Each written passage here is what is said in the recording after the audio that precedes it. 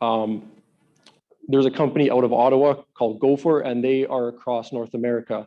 And they are doing something similar with an online scheduling platform and providing that solution to people, but it's for a different market. But since they've launched, they've raised over $30 million and are active in over 50 cities across North America. So what is going to allow Runner to keep growing, and what are our competitive advantages when compared to the competition? Well, we have an easy to use online platform. We allow pricing flexibility and configurability. So a company is able to schedule delivery based on what they need and the speed that they need, and they're able to pick that according to their needs. We offer multiple user support for an organization. So we're one of the only companies that are going to allow an industry to have many different users on their account so that they can see the full transparency of the deliveries going on in that organization, rather than just having one main account. We offer intelligent route mapping that provides accurate upfront pricing. Again, that transparency is something that we're really going for, and allowing people to see and know what they're paying before they schedule their delivery. And then lastly is our in-house logistics engine that reduces the response time through smart dispatching of drivers, which again allows quicker and faster deliveries to be done when compared to the current methods out there. So how does Runner actually make money? We charge a per delivery fee for each delivery that a company schedules. And of that fee, we pay 68% to the drivers and 32% Runner keeps. And how we charge that fee is based on 4 different criteria: the size of the vehicle needed for that delivery, the size of the item being picked up, the distance that delivery is needing to go, and then how fast the delivery needs to get there. And these deliveries can range anywhere from $8 up to $125 plus, just depending on those criteria. So as Runner grows and scales, what's the potential outcomes for us as a business? The best case scenario is Runner becomes a global market leader in this space, which is over $1 billion a year in revenue. A realistic scenario is that Runner captures 5% of all of Western Canada's cities, which is $26.6 million a year in revenue. And a worst case scenario is Runner stays a local courier company here in Saskatoon, capturing 16% of the market, or $6.1 million a year in revenue. So what is Runner's next steps as we plan to grow? The next step and most immediate is we plan to launch our new platform that we've been building over the last little while. And this platform is going to allow us to then make that expansion into many different new cities. By doing that and launching that will allow us to not worry about currently our limited tech, which is hindering us from taking big steps forward and growing the company. And in that growth, we're going to need to hire out many new different people to help with that management. And these people include operations management to make sure that the company is able to scale and grow as we do. Another thing that we plan to do is incorporate larger vehicles in our fleet. The next one being a 1-ton truck, which will allow us to then go after companies that we currently can't service just because we don't have the fleet availability. And this will allow us to then again enter markets that we weren't able to and grow and work with larger companies than what we currently can.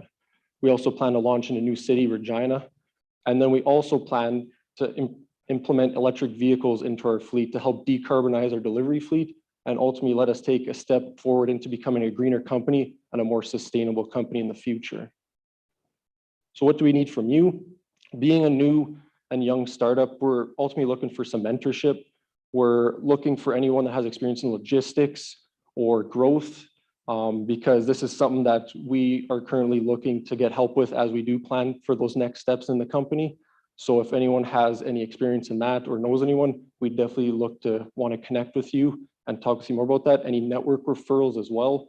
If you know anyone that would be interested in chatting with us or can somehow benefit or help us navigate or something that we can maybe help them with, then definitely we would want to connect and talk with you.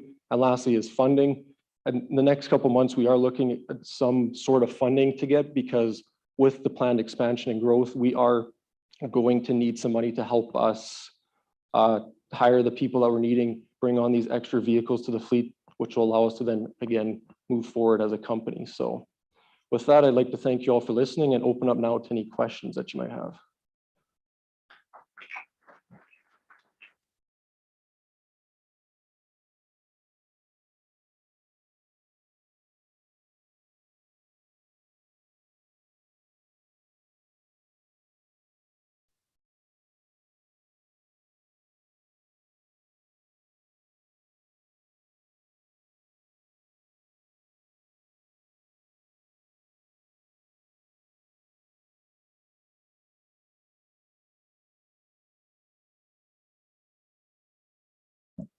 features Yes. that connects to your industrial market? Yeah, so currently we would just look for a regular flat deck, just because most of the companies we would be dealing with offer forklift loading and unloading. So we wouldn't really need that power tailgate, but it is something that just talking with some companies around the city that we could add on if we need. But right now, we're just having that 1-ton truck just to be able to haul larger loads would allow us to do business with these companies that we currently can. So. Do any of your competitors have their own software, or what's stopping them from building a platform like you have for themselves? And then kind of with that, have you looked at maybe licensing this out as a service to some of the other ones? Yeah, so we have looked at it, and I guess to answer your first question, the one main thing that's stopping people is just the fact that, one, it's a lot of work, and two, a lot of these companies have been operating for 20+ years. There's actually quite a bit of software out there for delivery management, software like that. And for some reason, a lot of these companies just aren't incorporating that into their solutions.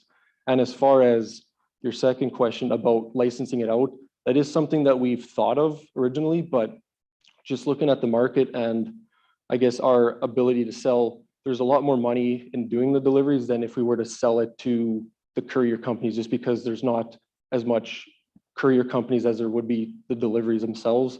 But that is something that we do have in the back of our minds as we do grow, is sort of like a franchising side of the business and allowing people to use our tech and our name, but ultimately running their own operation. So. You mentioned growing into Regina and across Western Canada. How do you plan on obtaining new customers in new cities? We plan to do a very, I guess, in-person sales approach, which is kind of what we've done thus far, is doing cold calls, stopping in and talking with companies.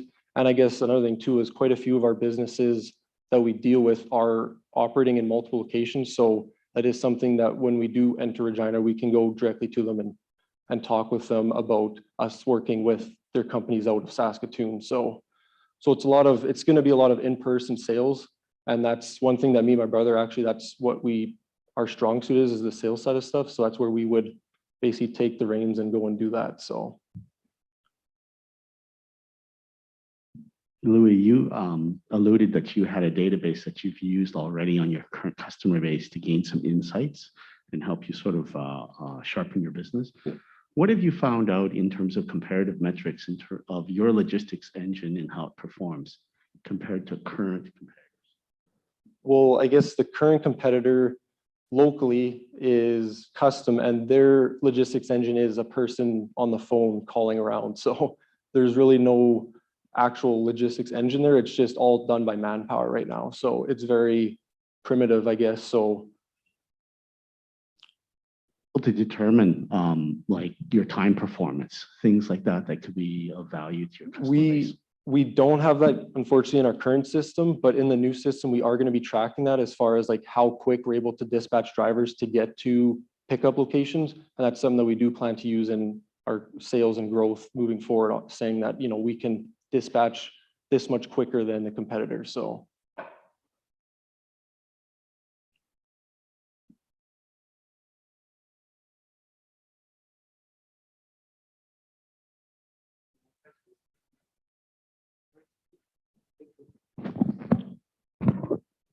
Thank you, judges. And Bruce, Aqua Challenger, can you come up?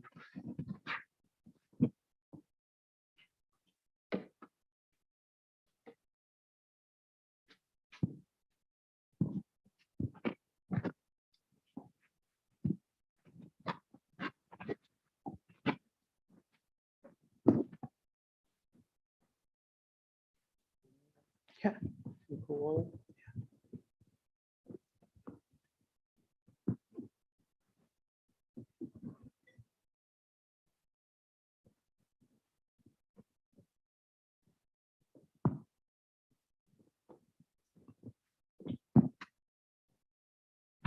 You need to drink about 2 liters of water a day to stay healthy. But how often do you wander?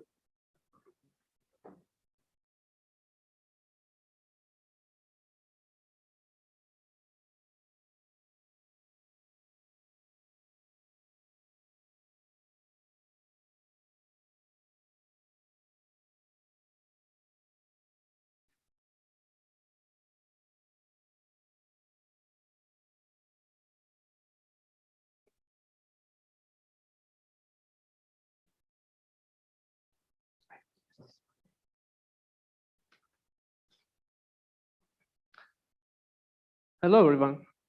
We need to drink about 2 liters of water a day to stay healthy.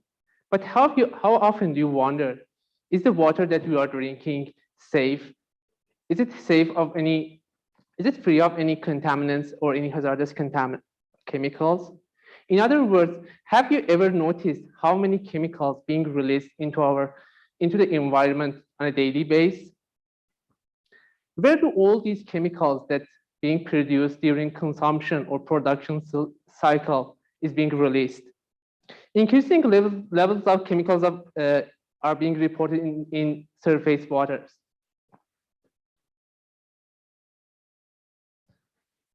Which cause antibiotic resistance, endocrine disruption, and in some cases, impaired reproduction cycle, which cause death and extinction of many aquatic species. This is an alarming situation. These chemicals, grouped as chemicals of emerging concern, are either new or already existing chemicals with unknown environmental effects. Population growth, along with associated increase in sanitary and personal care products, advances in therapies and medicines, and a greater demand for food, all over contributing to a growing number of chemicals in the environment.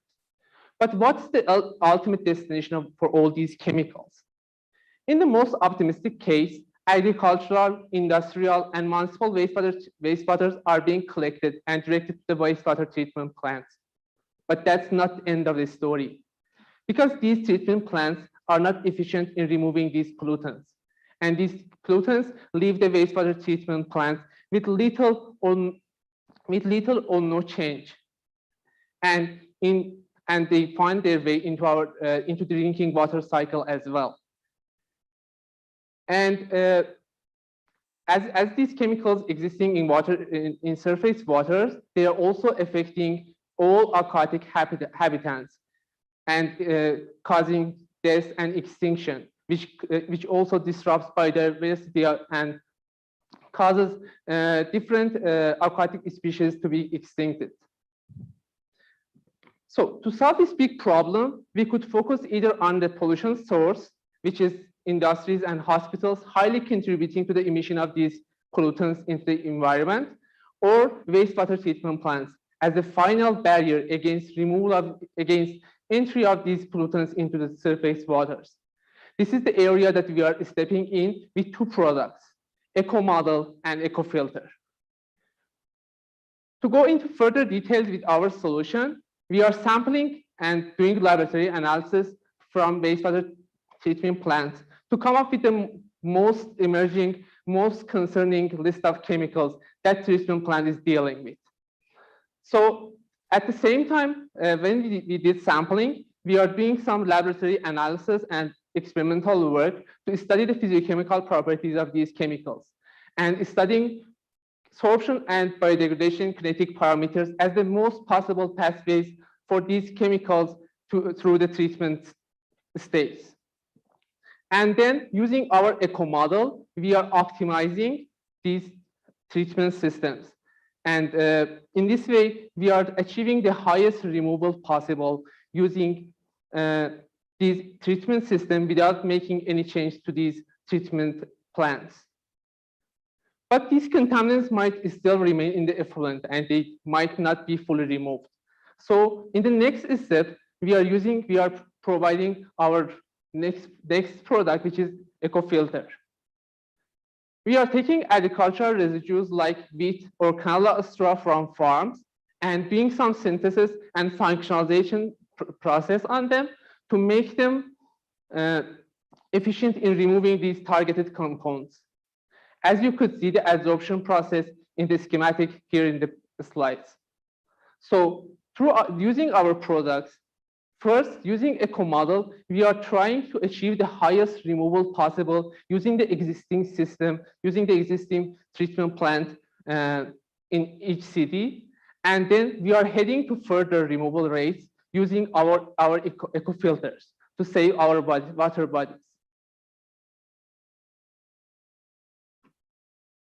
Marketing our idea from over 12,000 Marketing our idea from over 1,200 wastewater treatment facilities across Canada. We have interviewed with over 40 water and wastewater experts across Canada.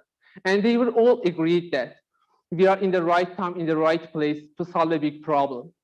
These treatment plants were mostly, about 1/4 of these treatment plants were taking advantage of advanced removal techniques, which might be efficient in removing these chemicals, while the rest either are not treated or processed by conventional activated sludge system, which, as I mentioned, they are not a strong barrier against the release of these, against entry of these contaminants into our water bodies. And as I mentioned, we are ahead of the curve to develop a product that will fit to the market and solve a problem that will be much more serious in next years by changing acting regulations acted by the government. And we are also heading to expand our business to North America, as its market is expected to grow by over $12 billion by 2027. Based on our revenue model, our main revenue streams mainly focuses on laboratory analysis, eco model, and eco filters. To get there, for the first wastewater treatment plants, we will provide eco model with the minimum, with the low profit margin, so that we could gain credibility in the market. After that, we will act. After that, we will act on a regular profit margin, and at the same time, we are also providing service and maintenance service to the treatment plants that are using our filters, which will provide our business with a recurring revenue stream. So for now, we are mostly working on our MVPs. Our eco filters are showing a really promising results in the lab scale. And our eco model is also in the validation step, using data collected from Saskatoon and Regina municipal wastewater treatment plants. In a few months, we are starting to work on design and develop a pilot scale for our eco filters to start protecting our products by design and intellectually protecting our product in the market. Starting 2020, in next 2 years, we will start our market by 5 wastewater treatment plants and with low profit margin. And then selling our eco filters, we will start after 2 years of working with these treatment plants and gaining credibility. We will start operating at regular profit margin, which will spike our revenue stream. At the same time, we are also fitting our product to any new emerging contaminants or any contaminants that treatment plants are dealing with at that time. Our team is including 3 engineering PhD students with interest in solving environmental problems. At the same time, we are also taking support from Edward School of Business, University of Saskatchewan, College of Engineering, and also Foresight Canada and Aquahacking Challenge. Ian, Amanda, and Tate helped us developing our business model and defining our revenue streams for the business. In the future, as we grow, we are also hiring new and talented persons in marketing and financial section as well, helping us to develop an eco-friendly and environmentally friendly solution for a big problem. As we think in this problem, we are all together, solving a water-related problem to save waters, save the world, and save lives. Thank you so much.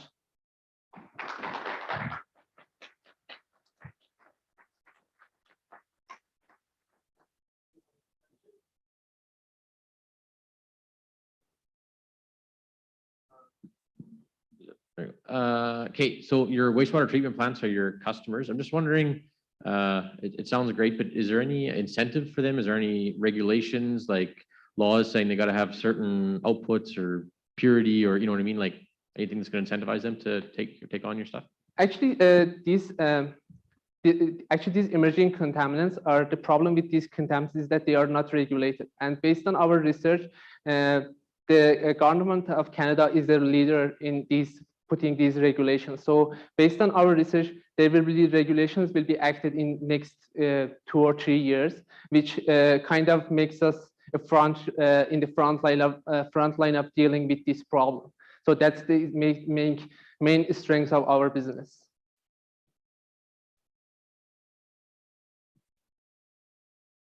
Can you explain a little bit more deeper about your MVP and how you are working in beyond the lab environment and into treatment plants right now? Yeah, actually, based on the works that we are doing in Saskatoon and Regina municipal wastewater treatment plants, we have collected data and we have come up with the list of most concerning chemicals that there is in their effluent, which based on the literature, that level of release of those chemicals have toxicological effects on aquatic habitats and fishes. So we are studying the biodegradation and sorption kinetic parameters, the main 2 possible removal pathway for these contaminants in the lab scale, to come up with the physiochemical parameters and generally fate determining parameters for these for the list of chemicals that we are studying, so that we fit these into our model to better predict the fate of these chemicals through the treatment plant. How much does it cost to retrofit one of the treatment plants with your product? And if your product is as important and in demand as you say, what makes it necessary to not charge for the first couple of years? Actually, the main thing is that because based on our research, they have told us that it's going to take 2 or 3 years, but that's not something that we could rely on. So we are providing our eco model as an extra, as a service to wastewater treatment plants, and we are doing sampling and laboratory analysis in low profit margin to make that incentive for them to work with us. And then after we are doing sampling, we show them that they have this problem because now they are not, there is no regulation, so they are not doing that laboratory analysis and they are not tracking those chemicals. So once we are doing this package, we show them that they have this need. So first, using eco model and providing this service to them, we show them that you have this need and this is our solution for this problem. Do you have any intellectual property or barriers to entry for other people? Excuse me. Intellectual property, like patents or anything like that, or for your product? As I mentioned in our slides, starting next year, we are going through this process to build a pilot scale and to go through intellectual and patent, provincial patent registration, and then even federal, so that we could protect our idea and our products.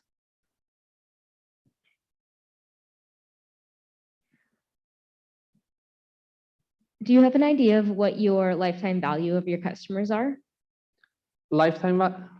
Yes, the lifetime value of a customer, because you mentioned there's 1,200 treatment plants in Canada. So I'm curious to what your lifetime value is going to be for each potential client. Actually, we are providing these filters. So we are also providing them with regeneration steps so that they could reuse these eco filters and these services. But it totally depends on those wastewater treatment plants, because we are also providing them with maintenance service that also introduces us a new an income avenue and recurring income avenue for our business. But generally, because these chemicals are also, it's not a list which has an end. It's always being completed. So there are always new chemicals being introduced as all these production cycles are growing. So always we are dealing with new chemicals and new set of pollutants to deal with. So I think we will have these wastewater treatment plants working with us for at least, I think as new chemicals are being introduced, we will have the customer. Yeah.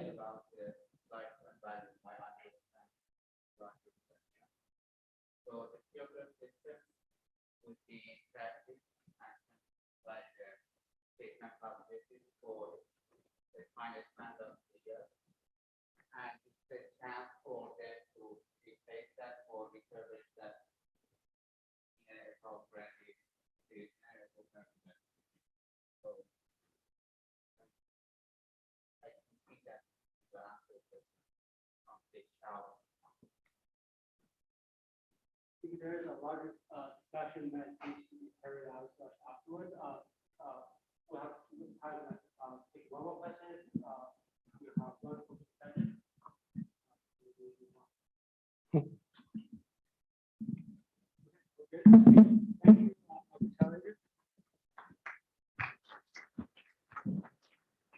I think Teaching Gate is next coming up.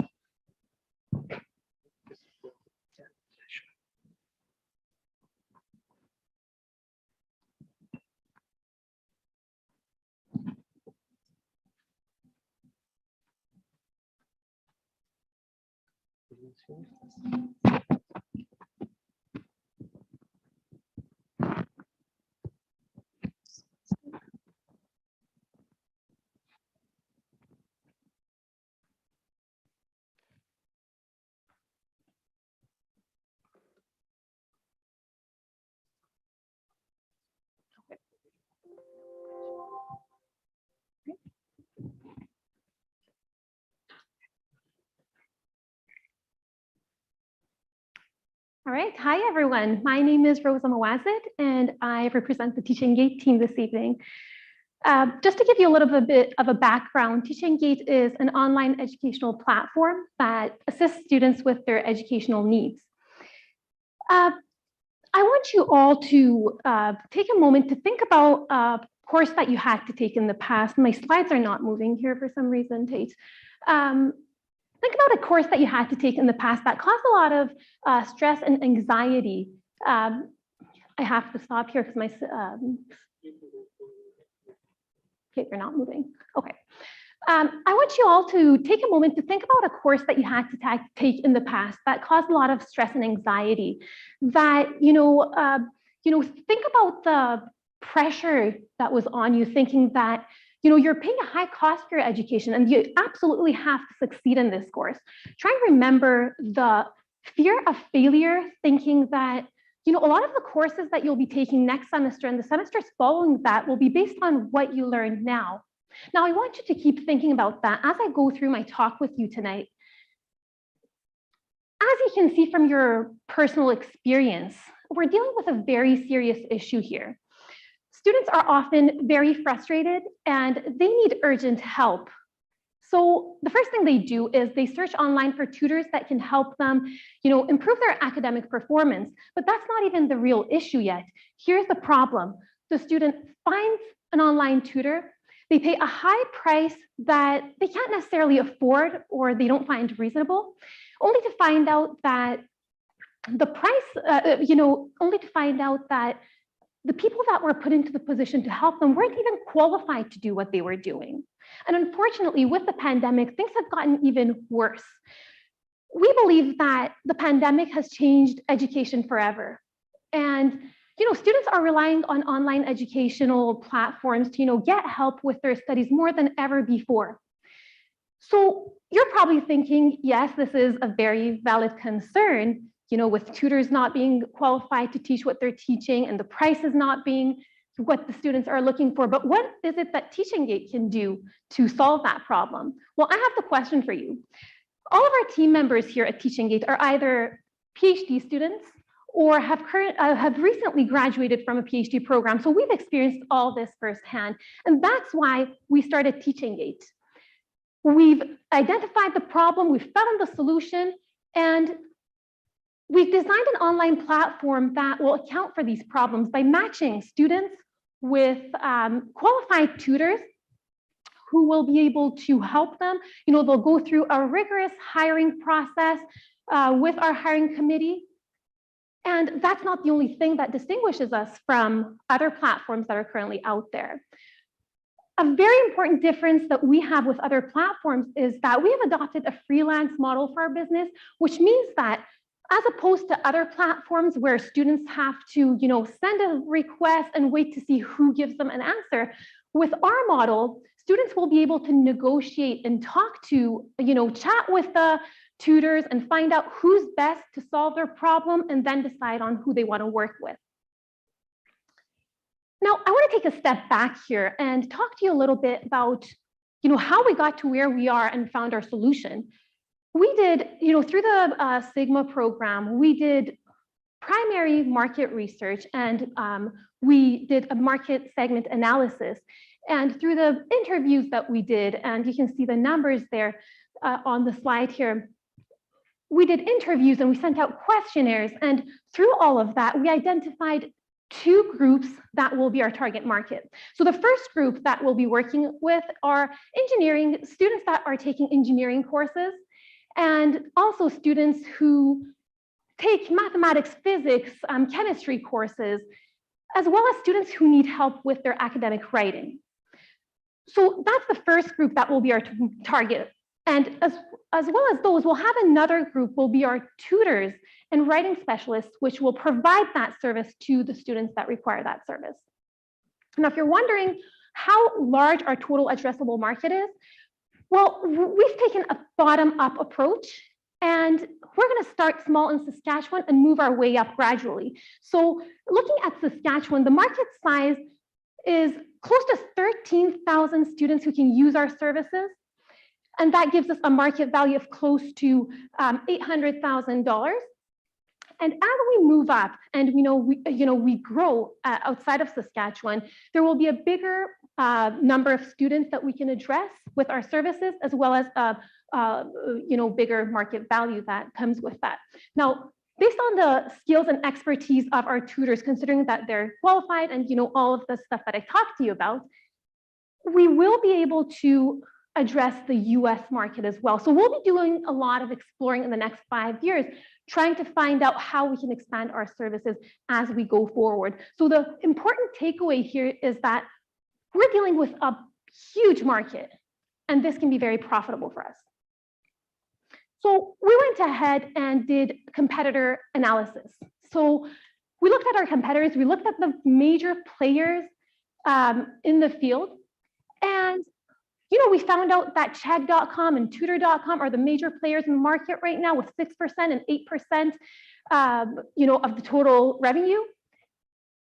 And thinking about the interviews that we've done and what we've gained from the interviews, we found out that our students, the students that are looking for these services, have 2 high priorities. So the price is very important to them. So low price and high quality. So that the value that they get through that is very important to them. And as you can see here, at Teaching Gate, we fall exactly where we want to fall, with lower price and higher quality, which gives students a higher value, which is what they're looking for. Now, here's the exciting part. I talked to you about, what value we give to people, how we help students and tutors, but here's the important part. How are we going to make money? And this is how we're going to do it. So like any other online business, we'll have students and tutors registering on our platform, signing up, submitting their request, negotiating and deciding on who they want to work with. And here's the important part. We get to the payment. That's where we charge a service fee. So the students are charged a service fee for using our services. And there will be a commission that is, the writing specialists and the academic tutors will be charged. So we gain money through that. And the cycle repeats itself with students sending in more requests and new students joining us. So let's look at our, financial forecast. So as I said, we have, if you have a look at this, these are the major sources of our revenue. So academic courses and writing specialists who are providing writing help will give us a big portion of our revenue, as well as a great part of our revenue coming from the service fee that we charge students. But at the same time, we have a tutor boost program that will generate extra income and extra revenue for us by allowing writing specialists and tutors to be able to showcase their expertise and their skills to be able to get more customers. So this is what our cost versus revenue will look like. In 2022, January of 2022, we will launch our website, our platform. And as you can see at the beginning, we'll be doing a lot of marketing. We'll be doing a lot of advertising so that we can get known and we build that reputation. So the cost and revenue, as you can see, are not that different. But as we move forward, 2023, 2024, and thereon, we will have a significant difference between the revenue and the cost for our company as we build that reputation. Now, because our tutors and our writing specialists are not hired and they only work on contract basis, the important thing here is that we don't have a huge overhead. So based on industry standards and based on statistics that we've found, we believe that there will be a high profit margin here. So these have been our milestones. In December 2020, we registered our business. Over 2.5 months ago, we were accepted into the Sigma program. We were fortunate for that to happen, and we have recently been accepted into Collabs.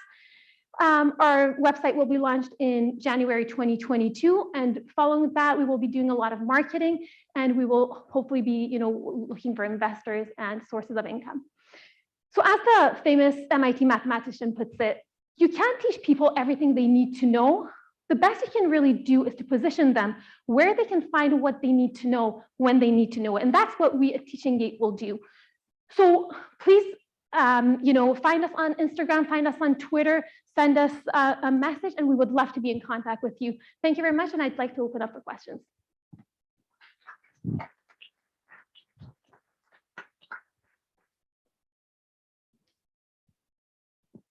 Great presentation. Couple questions. What is your pricing model? And we'll start with that. What's your pricing model? So, I think Daniel and Mo, that's a great question, and thank you for asking that. Daniel and Mo are the ones that have been really working on our pricing and the structure for that. I would like to get them in contact with you after this meeting. I'm not sure if they're allowed to answer right now. Is that okay? Yeah. Okay, go ahead, Daniel. Thank you. So basically, once the students submit the request in our platform, as we adopted the freelance model in our students, so there will be lots of tutors who will be offering the cost to students, but it's negotiable, so there's not to pattern everything. So the pricing model is basically we look at our market standard, market based on the results, so we see how much the student is charging, and based on that, we commission. So of course, at the beginning, we're gonna reduce. We're not looking for bigger profit. We reduce our commission, but as we go, and we have the ability to play with the commission as for marketing, like different seasons, maybe for some seasons, for some months, we get a really low percentage of the commission, and that's a pricing model. Okay. Thank you very much, Daniel.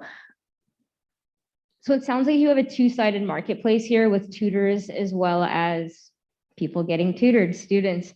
Can you tell me what your go-to-market strategy is for that? Yeah, sure, Daniel. We and more what more involved with the engagement setting. So the tutor, what was the question again? Something two-sided marketplace. So how do you plan to pay customers on both sides? Okay, so as Rupa explained, you are phase one of the business. So we explained that how we're gonna gain money or make money from the students, and also the tutors. We have the boost program, and it's gonna be basically tutors can advertise the profile, so they can be viewed for the students. So we can have that's how making money from the tutors. And in terms of the attracting the students of both sides of the market, we're going to start small and slow Saskatchewan, from the University of Saskatchewan as our home, and we have a good word of mouth, and we have a good connection with undergrad and graduate students here, so that's going to be the success for our students, and also hiring the qualified tutors from the University of Saskatchewan students as well. So I may have missed a bit. So you want from your slide there where you showed your competitors, you want to basically be lower price for more value. Is there anything like stopping somebody else from just lowering their price, like one of those competitors, or, you know, competing, anything that's gonna really differentiate you from one of the other platforms? Well, I think most of the platforms that are currently out there, like the major players in the field, like Chegg.com and Tutor.com that we've looked at, they have an established model already that's working for them. Now, with what we're doing, you know, if what we're doing currently, if they wanted to do that same thing, they have to adjust their whole, you know, business model pretty much. So with our model, we're, you know, making sure that tutors that are hired right from the start, first of all, we're very specialized in engineering and mathematics, physics, those kinds of courses, as well as writing help. So we have the ability to, you know, easily hire people that we find are very qualified to do what they do. They're going to be very specialized in each subject. Now, with other platforms, there's no current platform that has done that. So there's no current platform that has specialized in a particular field other than language services that have done that. There's no current model that is similar to what we've done. And, you know, for those to be able to change what they've done would be a great shift. And I think that would be problematic for them. Can you share any identified risk you have in retaining your the one side of your model for your revenue stream, which is tutors? I'm sorry, can you repeat your question? Can you explain how you your model for retaining the tutors, which is one side of your revenue stream? How do you prevent things like low pricing, getting them to bail out on you, or going to a better job like a summer job that pays better? Yeah, so the important thing about our tutors, see, considering that everything is negotiable, and there's an industry standard, so they're not going to go lower than a price that's not real, that doesn't make sense for the industry. So the very important part of this is that tutors are able to, you know, negotiate and decide on if they want to take on an assignment, for example, and help a student with it, because, you know, a tutor who is very, very, let's say, specialized in a particular field, it might take them half an hour to explain a very complex topic to someone that needs help, right? Whereas, you know, they won't have to spend that much. So they think about it and they say, you know, I can explain this topic within 30 minutes and I can charge this price. So it's worth it for me to do it within that time for this price. So I think that considering that they have the flexibility and the ability to do what they want to do, will keep them with us. And there will be a lot of incentives for them on our platform. Thank you, Gage. That's a fun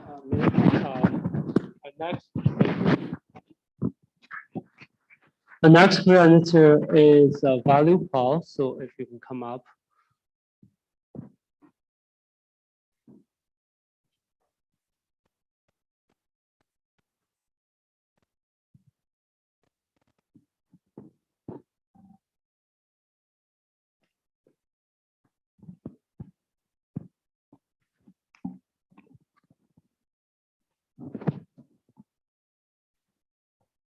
Check.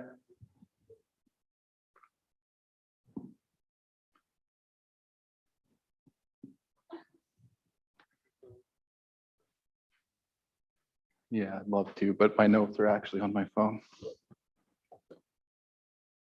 Yeah, that'll work.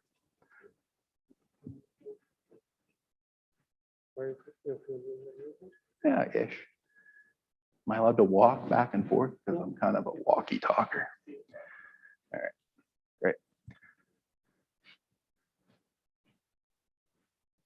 Okay, so hello, thanks for joining us this evening. My name is Matthew Neufeld, and I, along with Dan Richmond Martina and Adam Bouthalet, we are Value Pal. Great. So Value Pal is going to make options trading more accessible for retail traders. The idea started out as just another tool for institutional investors, but they don't need any more help accessing the almost $1 quadrillion derivatives market. So we thought to ourselves, who does need help tapping into this market? And the answer predictably was regular people. Reddit, GME, and their Wall Street bets and their battle against hedge funds gave us the model. We can take the tools of the mighty, give it to the regular people, utilize the leverage, and create a revolution. Napoleon once said that a revolution is an idea backed up by bayonets. I'm pretty sure he was being literal, but our bayonets are actually just made of numbers and ideas. So the problem, options are complicated, insanely complicated. And if you don't have a introductory knowledge, it's going to be incredibly difficult to get anywhere. And making blind trades is essentially just setting money on fire. So what the hell are the Greeks? What's a short? What's a put? And don't even get me started on whatever the hell an iron condor is. They're complicated. The other issue is the finance profession as a whole. People don't trust financial advisors anymore. They don't trust investment bankers. They don't even trust regular bankers. In fact, the first party research that we did found that almost 90% of retail investors would trust an app more than they would trust the professionals. Oh, well, I went too soon. Okay. So without that advice, people are turning to social media, places like Instagram, YouTube, TikTok for their investment advice. In fact, a recent study that Eric Dillon shared with us from Magnify Money found that almost half of all Gen Z and millennial investors have used those social media platforms to make trades. So how? Well, the software to make these analyses has existed for over 25 years, which, if you want to feel as old as me tonight, is actually longer than one of our co-founders has been alive.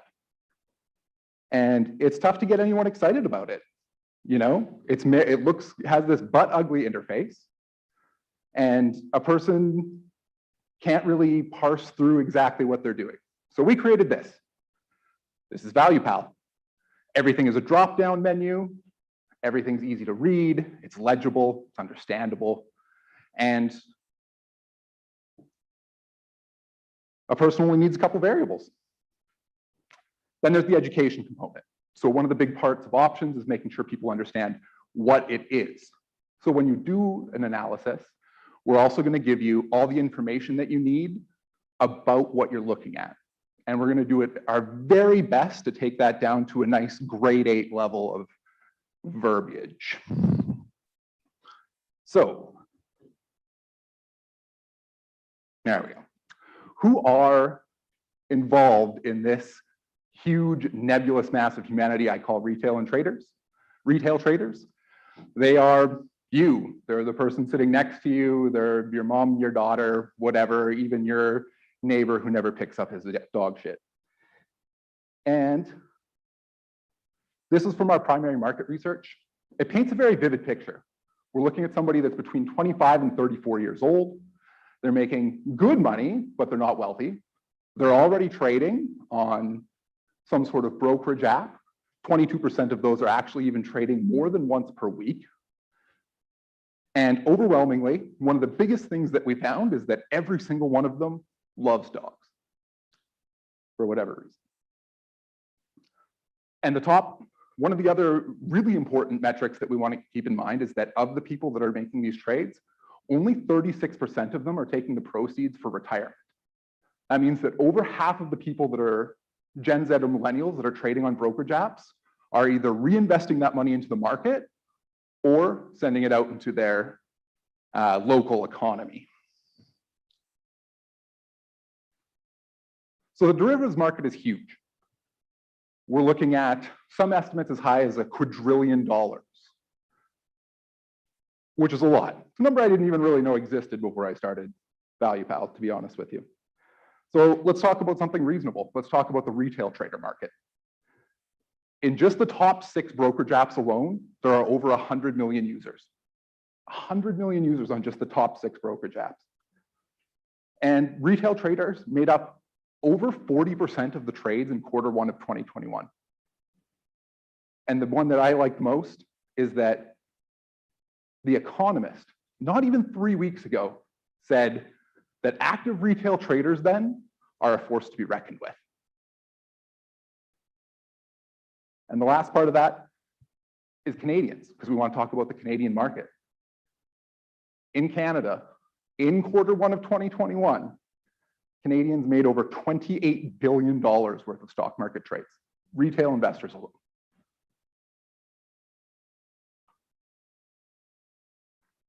So we see dozens, if not hundreds of applications for institutional investors to make fractional percent increases on their portfolios.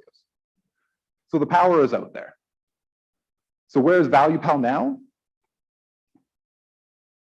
We're going to represent an unrepresented market. We're going to take something that has a terrible UI, we're going to improve it, we're going to make it better. And one of the important things that we need to talk about is options trading itself. In January, this is the only metric I can find, options trading is not particularly popular. In just January of this year, in the US, 8% of all options trades that were done were single contract trades. Single contract trades, institutional investors don't do them. So that means that there is at least 8% of the options trading market out there that is retail. And currently, we are finishing our minimum viable product.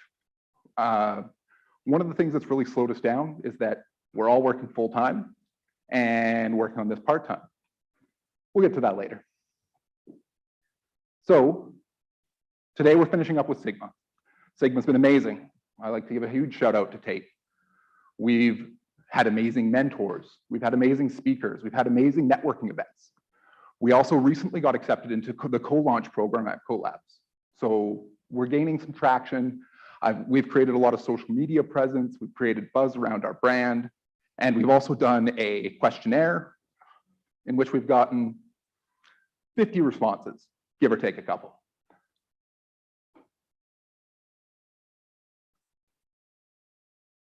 So our model. We're going to go B2C to start. And there's a simple reason for that. The reason is we need more information about how people are going to use the product and what they're going to use it for. Rather than making a huge commitment to a bank or a financial institution, we're going to keep it small. We're going to let people use it. We're going to see how they're using it, what they're using it for. We're going to get their feedback. Once we have that feedback, then we can create enterprise relationships. We can create strategic partnerships. And we can have value, metrics, information to back up what we're trying to partner with them about. Oh, one other thing I wanted to mention about that. With institutional investors, with creating these large partnerships, one of the most popular business models is white labeling.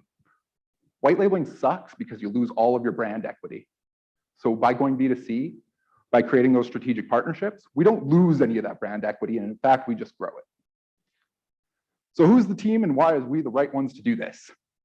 Dan, he is a finance grad from Edwards, as well he has a certificate in computer science.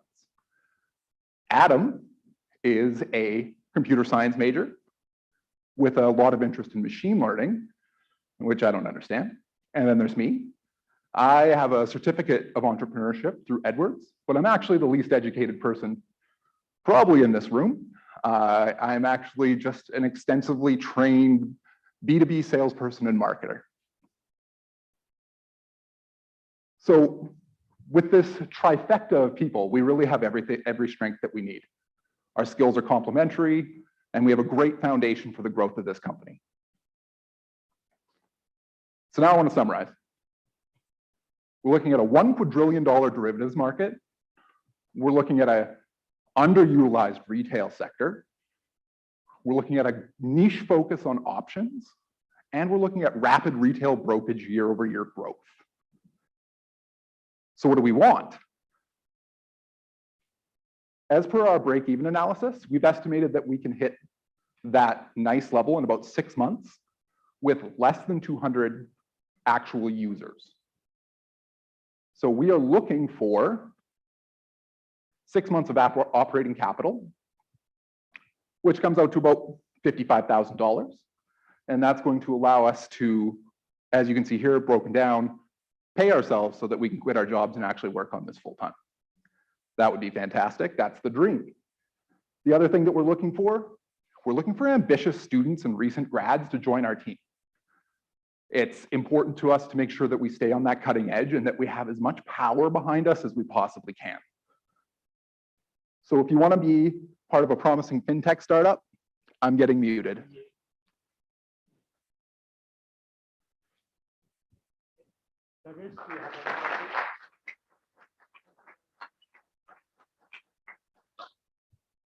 So you mentioned, or you showed all the options, that kind of stuff. Do you do other like traditional trading and that kind of stuff as well? No. Or is it just options? Just options. So you'd be a totally separate platform and that's it? Yes.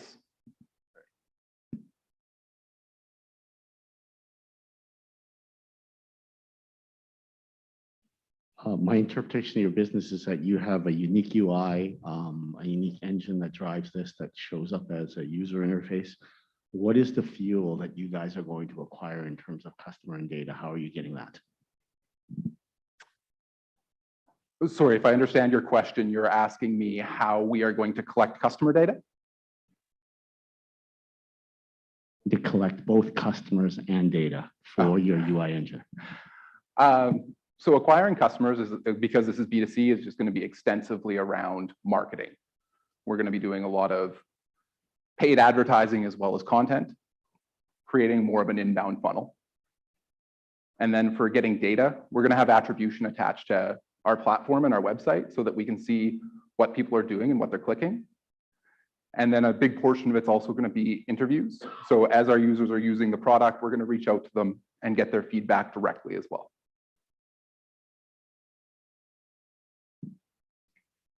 You mentioned this has existed in a pretty low tech, not too fancy way, but up until now, you guys are going to spice it up, make it look good. What stops somebody like Wealthsimple or one of the other trading apps to do the same thing and be able to throw their marketing dollars and energy behind it? Nothing, to be honest with you, but the idea is that this is an emerging market that no one's touched before. So could Wealthsimple do something like this? They could, but it would have to be significantly worth it to them, because to hire a single quant developer is minimum $150,000 Canadian per year just to build a product like this. So why spend 150, anywhere from, you need a team. So say you need to hire 10 of them. Why spend $1.5 million developing something and taking all that time when we have it already existing? And that's where those strategic partnerships come in as well.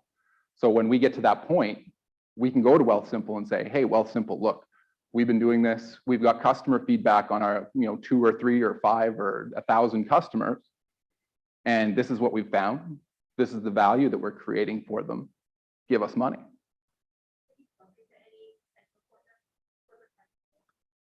Yeah, so we had the opportunity to speak to a couple of mentors through Sigma. And probably the best conversations that we've had so far have been with Eric Dillon from Connexus and Jolyn from Questrade. And we've had a couple really interesting conversations with them. There's a lot more going on behind the scenes with this that I didn't have enough time to go over, like the transition to open banking in Canada, potential partnerships with companies like Plaid that are doing integrations to give more individual information to fintech organizations as well. You talked a little bit about the pedestrian Patrick and the regular person who's already trading, and you intimated a bit of the market size. How will you guys switch or trigger them from their current investing habits to something like options? What's the value that you are going to sell to pull them over? So options are actually more valuable than regular stock trading. When you do traditional stock trading, you buy 100 stocks, the stock goes up 50 cents, you make that 50 cents times 100 profit. With options, the way they work is it's exponential increases. So there's a lot of probability that's involved on the back end with mapping out and validating options trades. But with that work that's been done, they're pretty good. Like you can get 80, 90% probability on these trades, where if it goes up 50 cents, instead of making 50 cents times 100, you can be making 500 times 1,000, right? The top end is, the sky's the limit. And then there's a strike price. So if it goes down too low, then you're not actually losing any more money than you just put into it. So there's less downside and more upside.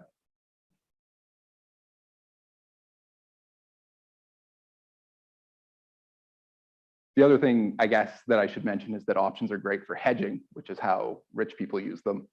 So you can use it as almost insurance on your existing trades. Do long-term options trades so that you are hedging against the volatility in the market.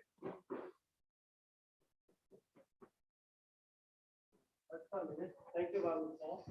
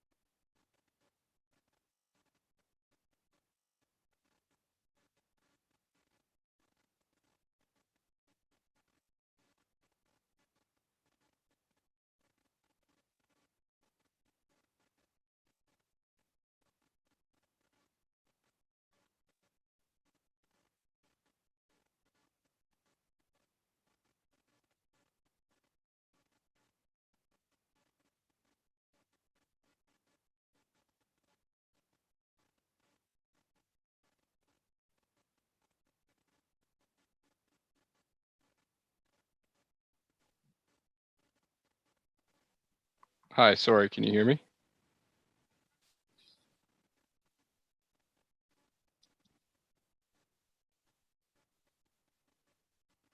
Can you hear me, Tate?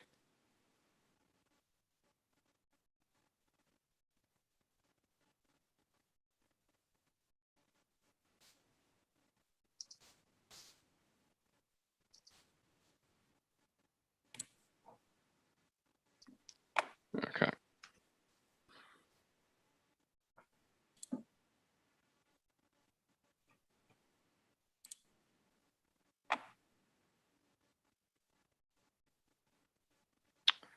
Hi. I'm assuming everybody can hear me on your end.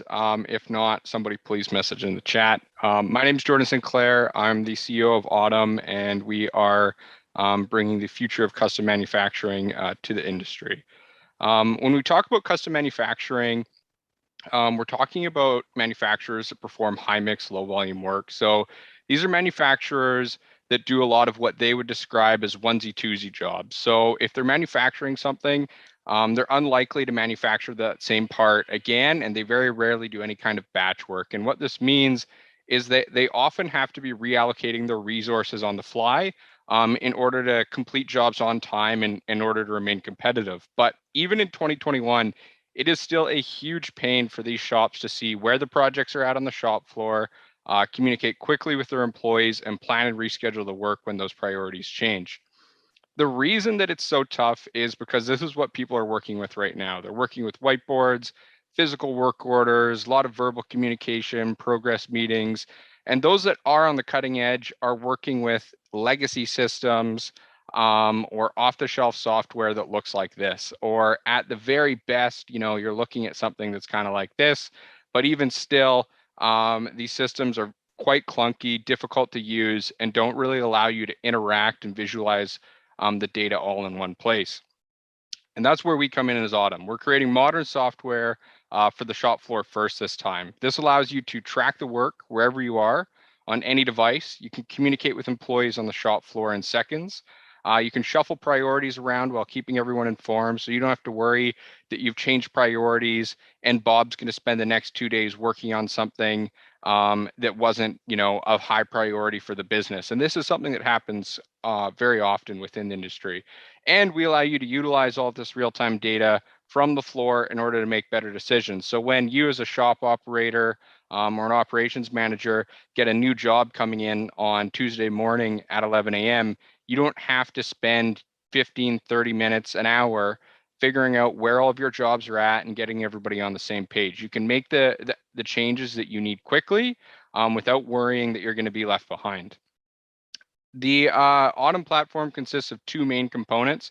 There's the desktop side of things, which allows a operations manager to schedule work to the different resources within their shop, whether those are people or individuals. With a simple drag and drop, you can reschedule the work from one person to another person or from machine to machine. You can see who's currently working on what tasks. You can designate a task as an urgent task. You can add documents to the task. Anything that you need to do when it comes to delegating and distributing the work, you can do from this one single platform, and you can see all of it reflected in real time. On the flip side, we've got the mobile app, which is primarily used by the guys out on the shop floor. This allows them to start, stop, complete tasks from their mobile phone or a tablet. They can access work drawings, mark them up, clock in and out for the day or for individual jobs. And then a big component as well that really takes on a life of its own within each individual shop is the messaging side of things, which can be used for things like location tracking, quality assurance, just information sharing between employees or machine setups, a lot of different use cases, and it's one of the things that our guys really enjoy using.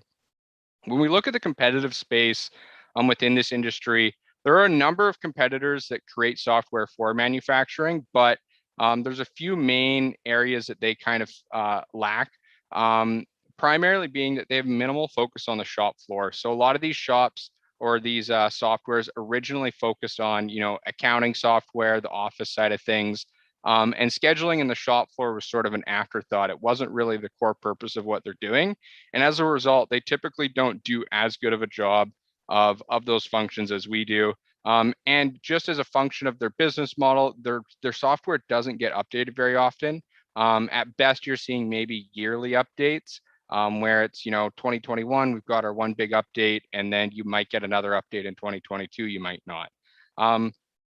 When we look at Autumn, however, we were created for the shop floor first. When we set out to create Autumn and started working together, we talked to dozens of shops in Northern Saskatoon to really dig in and understand the challenges that they were facing. And when we first set out, the idea for Autumn was very different than it was today. And that's because we took the feedback that we were getting from shops and we used that to inform what we were building for the industry. One of the key components about Autumn that really brings a lot of the power is that you can both visualize and interact with the data in one place. It's not separated, which is often the case with the existing tools out there or a whiteboard system or anything like that. From a business model perspective, we try to charge as little as possible when it comes to onboarding fees. We like to charge nothing at all and prefer to stick with a very kind of typical SaaS B2B business model where you're charging a monthly subscription fee. We're currently charging about $500 a month for each shop or client, but we do see that increasing to $2,500 a month in the future. And even in some conversations that we're having with shops right now, we're discussing a little bit of a higher price point. When you kind of look at the industries out there and you want to see this on a competitive sort of map, this is kind of what it looks like with your high mix shops off to the right here and your office and shop focus on this x-axis or y-axis. And as you can see, a lot of the shops that are out there are far more focused on the office side of things. There's a few that are maybe a little bit more focused on the shop side, but very few that are focused on that high mix industry. If there is shop focused software, it's typically geared towards people that are working on an assembly line or something like that. The market is about a $20 billion market. When we look at that market and how we're approaching it right now, we're focused very narrowly on machine shops and metal fabrication that kind of thing. There's about 37,000 of those businesses. And the reason that we're focusing on that sector of the market right now is just because that's where we've seen some initial traction. And it's far easier to dig deep on those problems and continue to build out for that before we expand to other industries that may have small differences. So we're focusing on that. And then from there, we're going to move into heavy industrial manufacturing and the remainder of metal manufacturing before looking at all of custom manufacturing, which would include things like cabinet makers and other custom manufacturing industries. And why now? Manufacturers need to replace about 2.9 million baby boomers over the next decade and find workers with digital skills. The workforce is aging with new entrants being a lot more digitally adept. These are, laborers that have grown up with a cell phone and they don't want to come to work and have to, use tools that feel like something from 2 to 3 decades ago. So when they do have an opportunity to use a digital tool that feels modern, they really do gravitate towards it and train themselves on it and get up and running very easily. Along with this, labor costs are increasing and foreign competition is increasing. So if you're manufacturing in North America, you need a workforce that is efficient. And we kind of bring a lot of that efficiency to a client that is using a digital system over a paper and verbal based system. And those new users or new owners that are entering the industry and buying these businesses, if they're not starting them themselves, they're looking for something that's different to the status quo. We've talked to a number of guys, they've bought an existing steel shop or machine shop, and they walk in, they're like, why is everything being done with paperwork orders and a pen and a whiteboard? Surely there must be something out there that can do a better job of this. And when they talk to us, they're really happy that we have something like what we're working on. For traction, we've got one shop that's using Autumn for daily operations with about 15 daily users, primarily almost all of those being out on the floor with high engagement across both the shop floor and office. We've got 2 rollouts that are currently in progress, and we are generating revenue of about $500 a month right now. For goals for the remainder of 2021, we're looking to be deployed on about 10 shop floors by year end with an intense focus on customer success and continuing to dive even deeper on untapped shop floor pains. And there's lots for us to explore here, and we're continually building out that product roadmap based off feedback from our customers.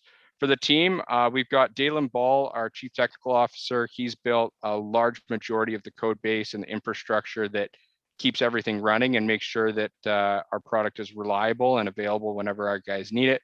Nelson is our Chief Product Officer. He is very customer facing and works with Dalen a lot as well on the development side of things and our customer success side of things, really helping build out that product roadmap. And then myself, I have the fun job of doing sales, marketing, and all the admin work that isn't that enjoyable, making sure that we pay our taxes, that kind of thing. That's it for today. If you want to get a hold of us, you can contact me at any of these links or find any of the other founders online. We are currently looking, to bring on all the mentors we can. If you have any expertise in the manufacturing industry or someone that's running a steel shop, please don't hesitate to reach out. And we're always looking to meet new investors or people that are interested in getting involved in the technology space. We are raising a little bit over maybe the next kind of 3 to 6 months here. Nothing too urgent, but we're always looking to meet more people. Thank you for your time, and thank you, Tate, for the program. It's been a real treat to be a part of this and to learn more about the other startups in the space. Thanks, Jordan. Could you hear me now? Yeah, I can hear you. Okay, perfect. I think the judges might have questions for you. If their device the voice doesn't come through, I'll hand them the jack mic I have. Yeah, sounds good.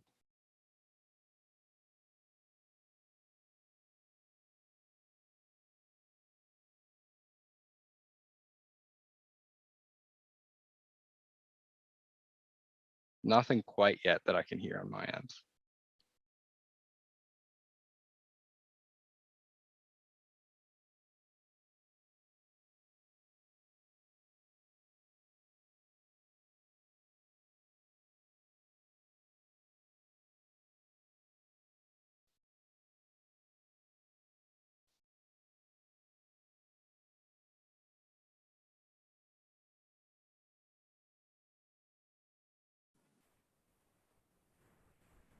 Hi, Jordan. Can you hear us now? Yeah, yeah. Jordan, why Autumn? Compared to the other paper-based ERP systems or the other ones that are out there, what do you do that is that much better or that much more valuable? Do you support them in cycle times? Do you help them in material management? Yeah. What do you do? Yeah, no, it's a great question. So we don't like to think of ourselves as an ERP system per se, but it is a great question because it's a common comparison. The area that we help in that a lot of the other systems really lack is in that scheduling of the work and making sure that everything continues to run on the fly. So there's a lot of systems out there, like E2 is a really common one, where they cover, as they would say, from quote to cash, right? And they have a scheduling component, but what happens is a lot of the times these systems aren't built for the job shops and the speed at which they need to reschedule their work. And so a shop will bring on an ERP, they'll get all set up, and they'll try to use it for scheduling, and they'll often stop using it. And the reason that they stop using it is because the amount of work and effort involved for them to get the data into the system and to really utilize it and keep it updated is just too high. And it becomes more of a headache than a valuable tool for them. And even beyond that, there's really big companies even in Saskatoon that are using advanced ERP systems like Epicor, where they use Epicor for everything within their operations, but when it comes to scheduling, it's done in Excel, or it's done in, there's someone that's going to retire in 2 years that has 50 tasks and all of the child tasks, and they're keeping track of all of it in their head. And that's because they just haven't had a tool that can both keep all of that data in one place and makes it easy to use and interact with. And their Excel systems don't really allow them to do that either. So we really give them that one place that they can easily interact with the data and visualize it all in one space without it being a really big headache to get the data in there and use it. Does that answer the question?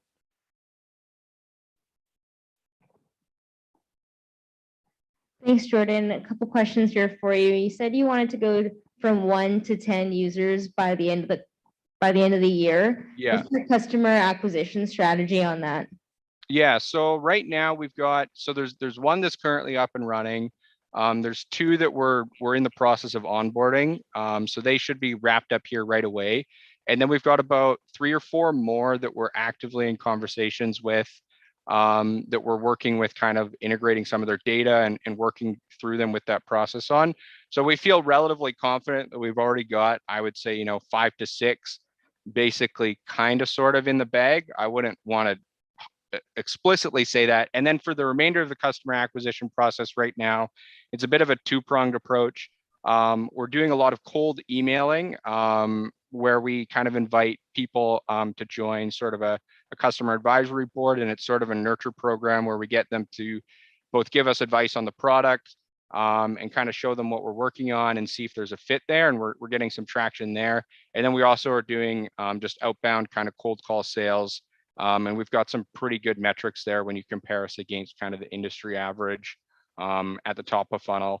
Our bottom of funnel certainly is an area that we're working on improving right now, but that I think that should answer the question, I think. Was there 2 in there? The second question is, what's your growth strategy for 2022 onward? Growth strategy. I mean, I think the first things that we would look at doing is probably bringing, like, there'd be 2 components. On the marketing side, we could probably make use of a content strategy. We just don't really have the manpower to really look at, churning out blogs and that kind of thing right now. In tandem with the marketing side, conferences and events, industry events, are something that are probably really high impact for us that we haven't really been able to leverage due to COVID, because you get in front of a lot of people that are already looking to improve their business. And then the third side of that is, bringing on more kind of salespeople, SDRs, BDRs, people that can, do more cold calls, get in front of more people so that we can, get more discovered calls and demos on the book, that kind of thing. Perfect. It sounds like you've talked to a lot of customers and that kind of stuff. So you've got 1 currently and 10 in the queue. What's your biggest hurdle to adoption or getting people to take this on? I would say the largest, I mean, there's a few, but the largest hurdle, first things first, is a lot of the data that needs to be in Autumn. In a lot of cases, it is being entered into another system already, in which case it becomes a bit of a no-brainer and almost a must-have that we need to bring that data into Autumn for them to utilize it and manipulate it on a day-to-day basis. And so that's something that we often, it's just something that we need to do, not so much a hurdle. The other one too is just making sure that we do a good job during the discovery and the demo process of really understanding the culture of the company and the culture of the guys out on the floor. The reason that I would say some of the onboardings that we've had have taken maybe longer than they should have would just be because we went and started talking to the guys on the floor without really getting their buy-in first. So a large part of it, I think, is just change management and us just kind of learning and growing as a team and getting better at that, because it can be a challenge if you try to get a company to adopt something before you've got those voices of influence out on the shop floor really bought into what you're doing. I think that's it. Awesome. Thanks for the questions, guys. Okay, thank you, Jonathan. We have our last speaker, but not least, I think it's practical. Either Mark or Randy, can you start? Okay, Ted, can you hear me? Yep. Perfect. Let me share my screen here.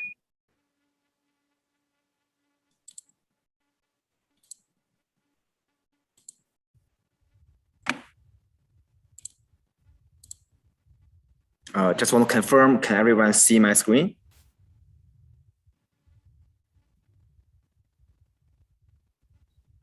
Yes? Okay.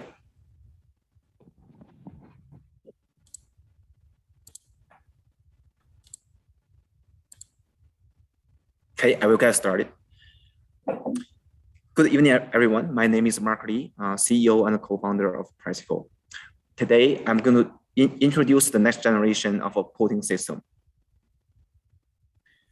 July 12, 2021, Randy, our co-founder and the CTO, and I were standing in a parking lot in Kamloops. The weather was hot. It was 36 degrees C. And we were in the parking lot. We were looking at each other and we were so disappointed.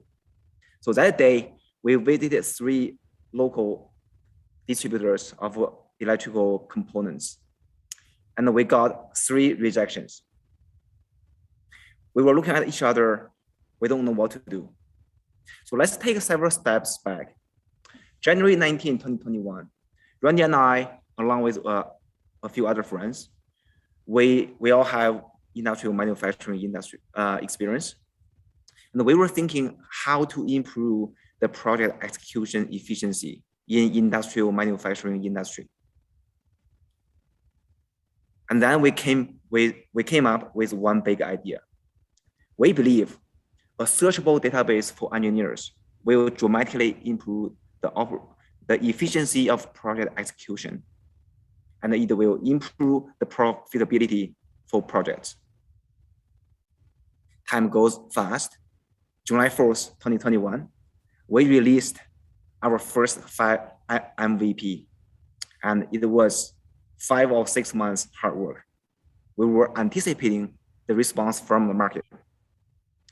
And it does not take very long for us to realize all the people we have been talking to during the product development process stopped talking to us. And that is an indication our MVP failed.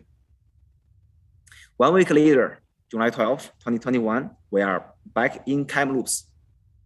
That's when Sigma program started. And what we learned from Sigma program, well, number 1 is Tate didn't lie. So the most critical lesson is get out of the building and talk to customers. Even that means you may hear what you do not want to hear. Since then, we have been pivoting a few times. From search engine for engineers to search engine to distributors to search engine for panel shops. And then we realized search engine became our hammer. And when we have a hammer, we start looking at everyone like a nail. and we were looking for our perfect nails. But people are not nails. That's what we learned. So the second lesson we learned is not only talking to customers, but also listen to customers. And after listening and talking to many customers in the last 2 months, we gained the capability of understanding. We finally realized we may have the wrong hammer. Once we gain that understanding, we really start building our capacity to accelerate our learning process. So where we are right now. So we are standing in front of the next generation of a coding system. So I have to start with the manual coding process that our customers currently using. So the manual process is like this. They will take a drawing package from their customers. They will start with the bill of material, and that will be a PDF file. They will transfer all the information, components, part numbers, quantity, from that PDF file to a spreadsheet manually. And that process takes hours. And then they will organize that spreadsheet. Then they will decide what distributor they will purchase components from. And then they will assign distributors. Then they will send emails to those distributors for pricing and lead time. Then they will start the waiting time. So the waiting time can be any time from a couple of hours to a couple of weeks. So the manual process currently our customers are using are time consuming, labor intensive, and it takes just too much time to turn around a quotation. Based on the market condition nowadays, and also the challenge in supply chain, our customers are facing increasingly pressure to turn around that quotation faster and produce a more accurate quotation. And that is what we are trying to deliver. Our automated quoting system, we can quote faster, it will be more accurate, and also we can help our customer to find more suppliers, and that really increase the robustness of their supply chain. So it's a two-sided market. One side is the control panel shops who will use the materials, and the other side is the distributors who will sell the materials. And we are the platform that we connect the panel shop and the distributors. So for panel shops, we will charge based on subscription. And the market size from the US and Canada is $11 million. For distributors, we will charge per transactions because we are helping distributors to reach the market that they may have never been to. And we help them to provide quotation as well. And the market size for distributors is about $1 billion. The entire electrical equipment wholesale market in North America is $205 billion. So the challenge here, because we are facing a two-sided market, is a chicken and egg. Which side we will go in first? And we take a step-by-step approach. We will approach control panel shops first, gain their support, and then we will approach distributors. And this is the last lesson we have learned, how to break the chicken and egg dilemma. So our key team members, we have a data specialist, Andy, and myself, over 10 years experience in electrical and automation industry. Randy, our CTO, over 10 years in manufacturing industry.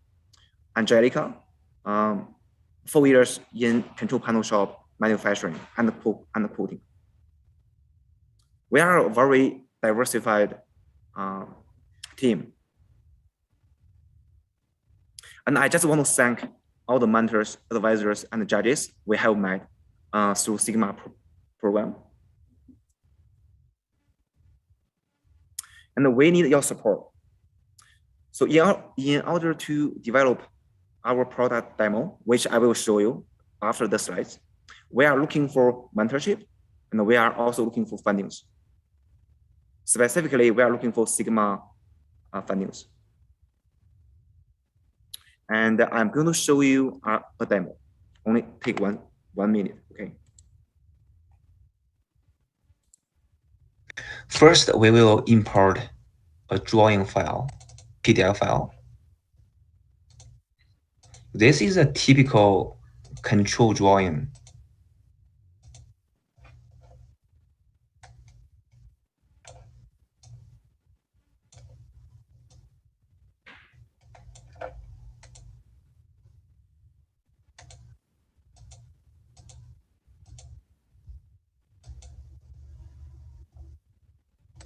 We will select the part number. Then we will select the quantity.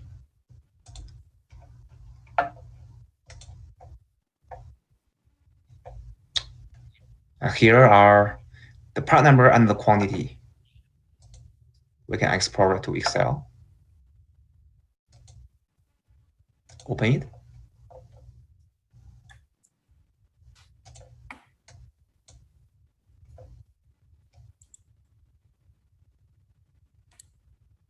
So the demo I just showed you, that is our first step for product demo.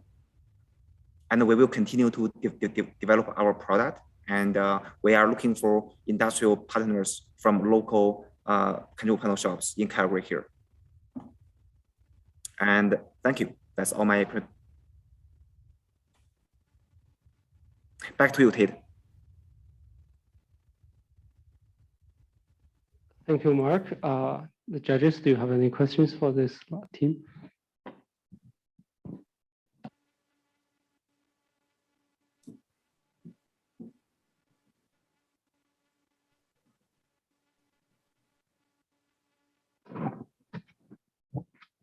Thank you very much for that presentation. I have a question for you. How does your product adjust for BOMs or bill of materials that don't fit your standards? So say they don't format the same way that you showed us in your demo, or they are less descriptive and they're looking for some kind of material substitution. So they don't have a part number. That has a few questions in there. So I will answer the first question. What if they do not have a part number, or their part number may be a custom part number that no one supply? So in that case, in our program, our customer can have the option to add additional part numbers. So if they have a custom part number that they produce by themselves, or they have only just one supplier, they can source. So they can add whatever part number they want to have there. I think the second question is, what if we have a part number that our system does not have? Is that the question? So anyway, we cannot include all the part numbers. So that's why we will give the customer the capability that to add the part number. And in the future, we actually can record all the part numbers that our customer entered into our platform. And then the customer can just pick from their previous bill of material. And then they can just, that will be a very easy choose and pick method. I hope that answers the question. Mark, there's another question I want to answer. I think the question was how to deal with bill of material with different structure. Right. So our system is very flexible. As from the demo, you might see, basically we just ask user to select the part number they need. First, you select the part number. Second, you select the quantity. So it doesn't matter what is the format of the bill of material. As long as they have two different columns, you're good. I think Randy is trying to say that as long as the part number from my experience, the part number always have their own columns, and you can select from the bill of material. Just have a square and then you can have those part numbers captured. If you are able to successfully translate the bill of materials, how do you price this out? What's your path of commercialization? What have you guys built? So for control panel shops, that will be a subscription based. We are thinking the pricing point will be anywhere from $5,000 to $10,000 per year per panel shop. And for the control panel for distributors, that will be based on transaction, because we are helping to connect the people who are selling the material with the people who are using the material. And for the people who are selling the material, and that will be based on transaction. Each transaction, we are thinking to charge about 0.5%.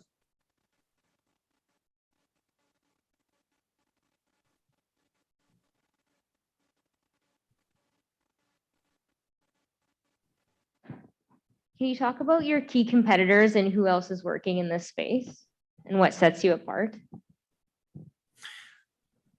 There are some websites, and they do connect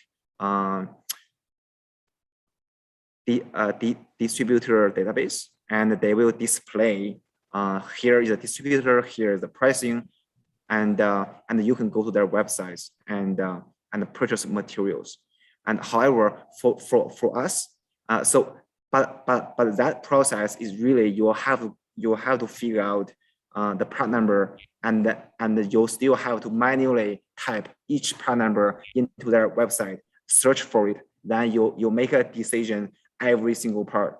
And for our systems, the idea is you can just upload your PDF bill of material, and we will automatically recommend who will supply those material. And then you can just make your decision, do a quick decision there. And then we will automatically send emails to the distributors for price and delivery.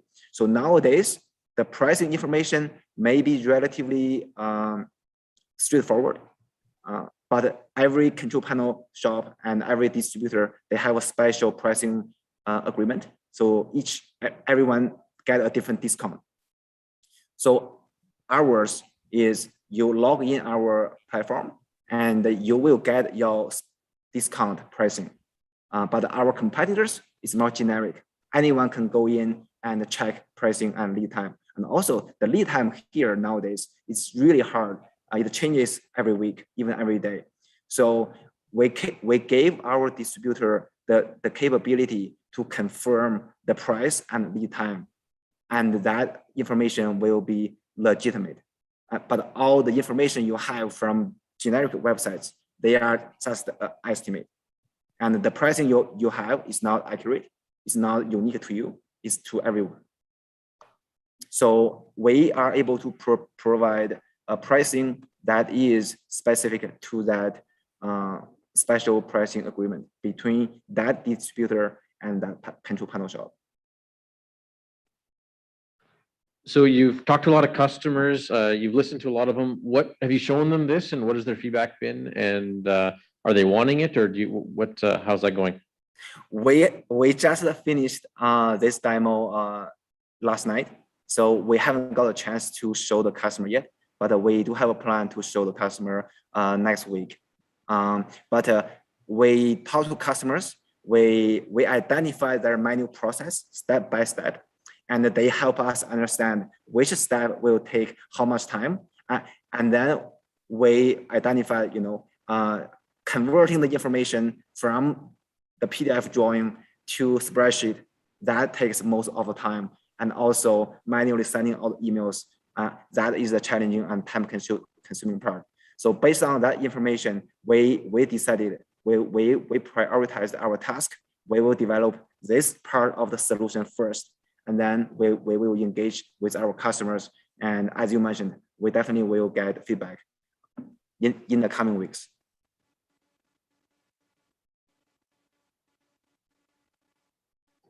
That's it. Thank you.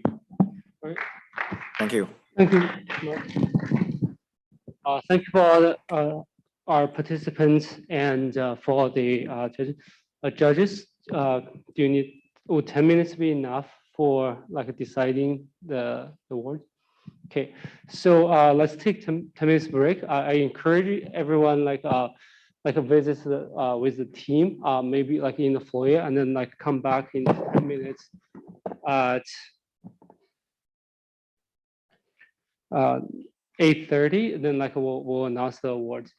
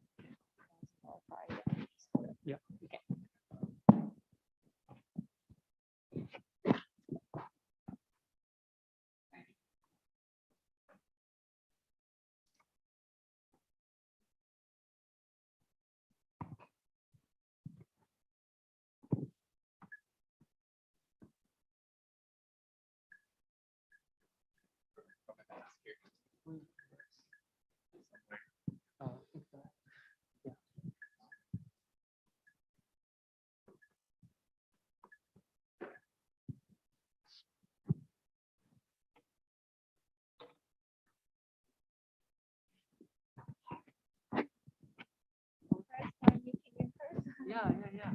And this is I'm Paris. Did you remember my email? I sent you an email regarding I talked about a lot about you. Okay. And Maybe like nowadays, like I especially like with this program ending, and I teach 4 classes this fall. Okay. So I get about 200 emails right now. So I don't really. Can you remind me a little bit more than that?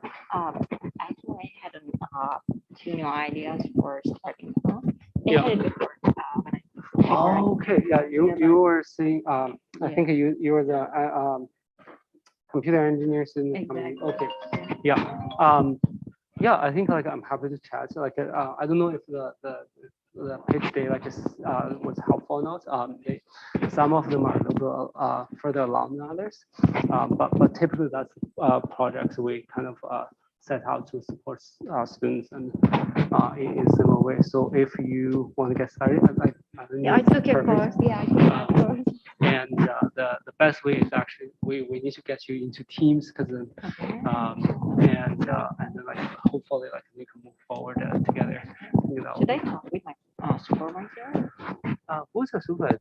Dr. Eric Maple. No, it's not Yeah. like that. Yeah, it's more about your time, right? Because the supervisor is probably expecting like you to work, have a conversation with the supervisor first, because on our end, like we want to support you, but then you need to actually figure out with a supervisor how much time will they allow you to do this, and then when's the right time to do it. And then the other part of that is Nazi took some courses last year when you're super. 450. That one is more like on the management side, and the 431 is actually more on like it goes through the same process with Sigma. You're actually developing the business plan, but you need, I think, your supervisor signature, like as grad students, because otherwise you can register, but the tuition fee is quite high for grad students.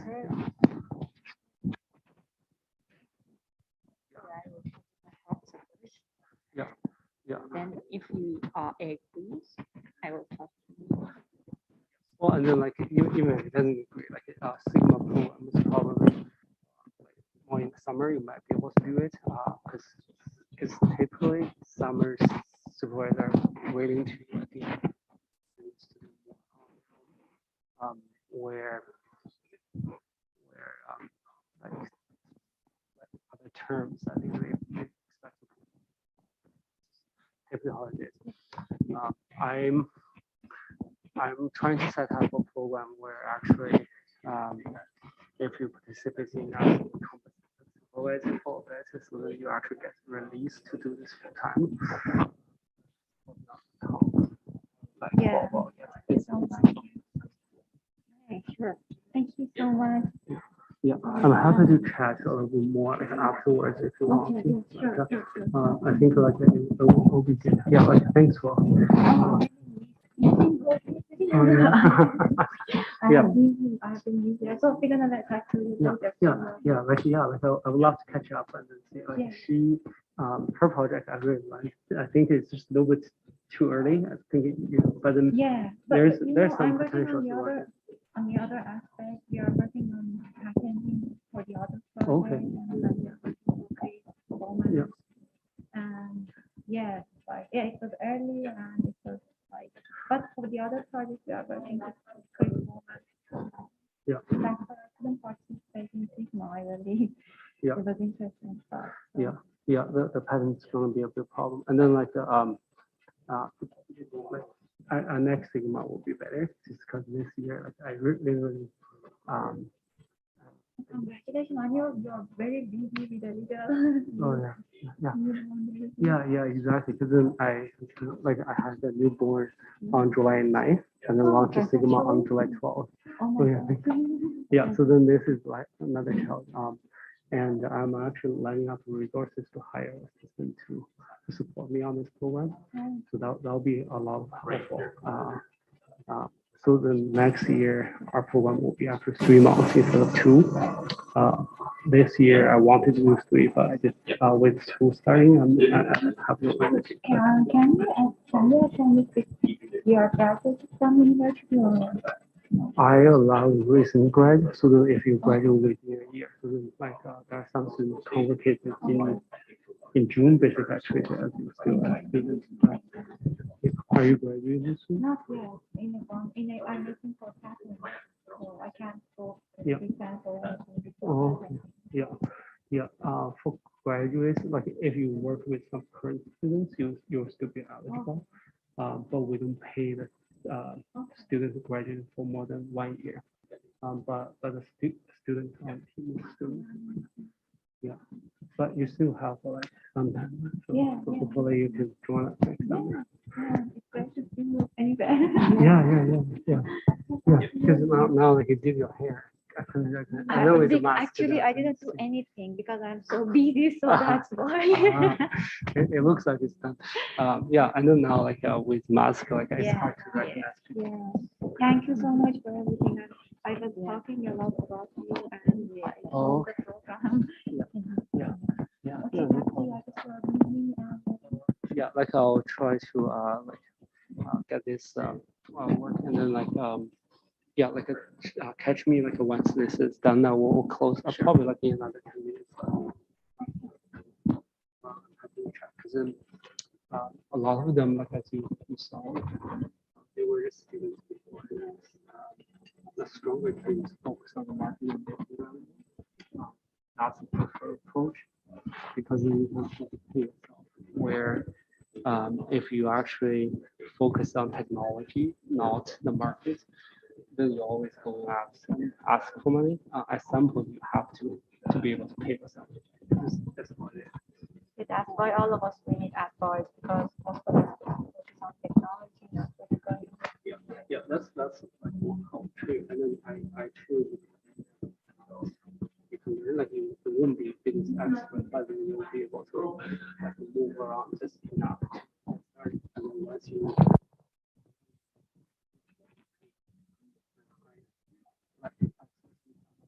before that happens. It's a great way. Yeah. I hope you come back and then see. Okay.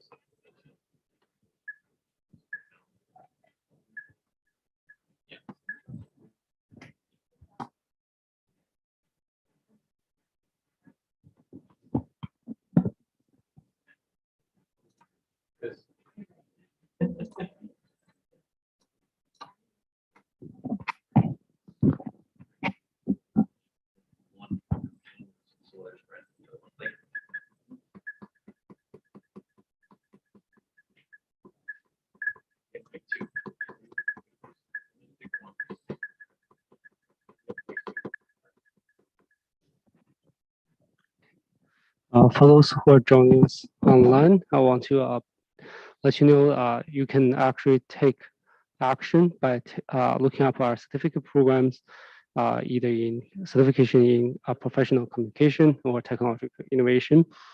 And there are courses you will be able to take away. The GE431 is actually the process where similar to the Sigma process, you will be working step by step to examine the market with our support and identifying the business opportunity and your product at the same time. And for those are from the professional community, we do ask you to contact us. And for students as well, if you have any questions, feel free to contact me through the contact information on screen. I would love to connect and support any entrepreneurship development.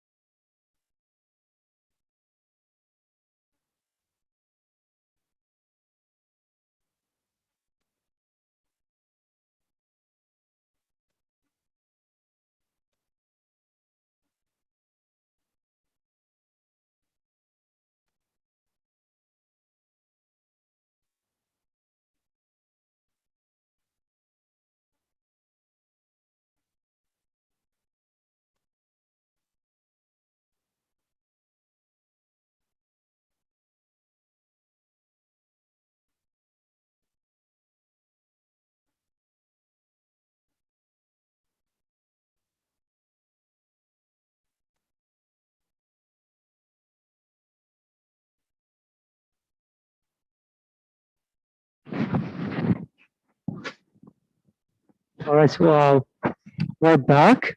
Can the people online hear us?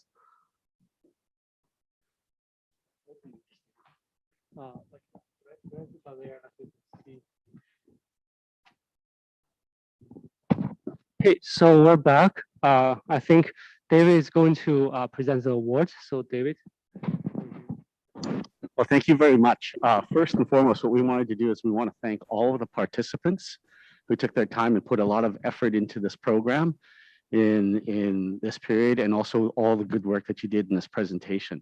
Also, a thank you to USask and Tate Sal and all of the mentors who have actually put some effort into getting the teams here. So I guess without further ado, we just wanted to announce, and I don't think there's any particular order of we're not picking one over the other, but our two winners of the $5,000 prizes we'd like to announce. The first is Runner, and the other one is Teaching Gate. So for Runner, we have them come up. Yeah, come on up, Louis. Here, it's this Runner.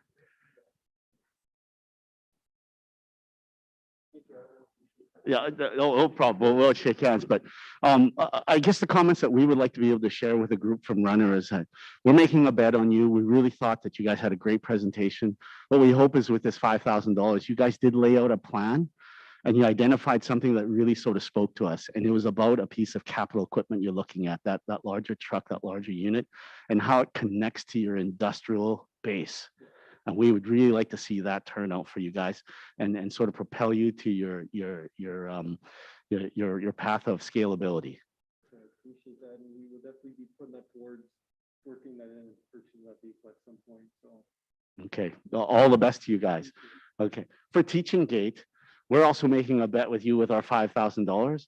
There is one thing that we would like to be able to see you. We know that you're coming into a launch very quickly. And what we want you to do is really focus in and address on this one aspect of this one resource that you guys have to really come up with answers for and make it sustainable. And it's that your tutors. They're the real heart and soul of your business. They're the things that will drive the value and bring your customers to you. You really need to focus in on that and really have a good answer and make it a sustainable answer.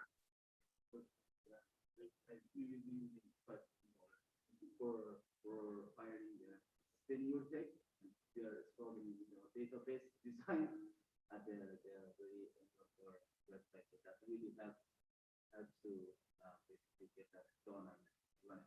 Yeah. And don't forget the marketing and how it's going to fit with your tutors. Okay. And we do have a third prize that we want to award, and it's for $2,000, and it's to the group value pack. Come on up.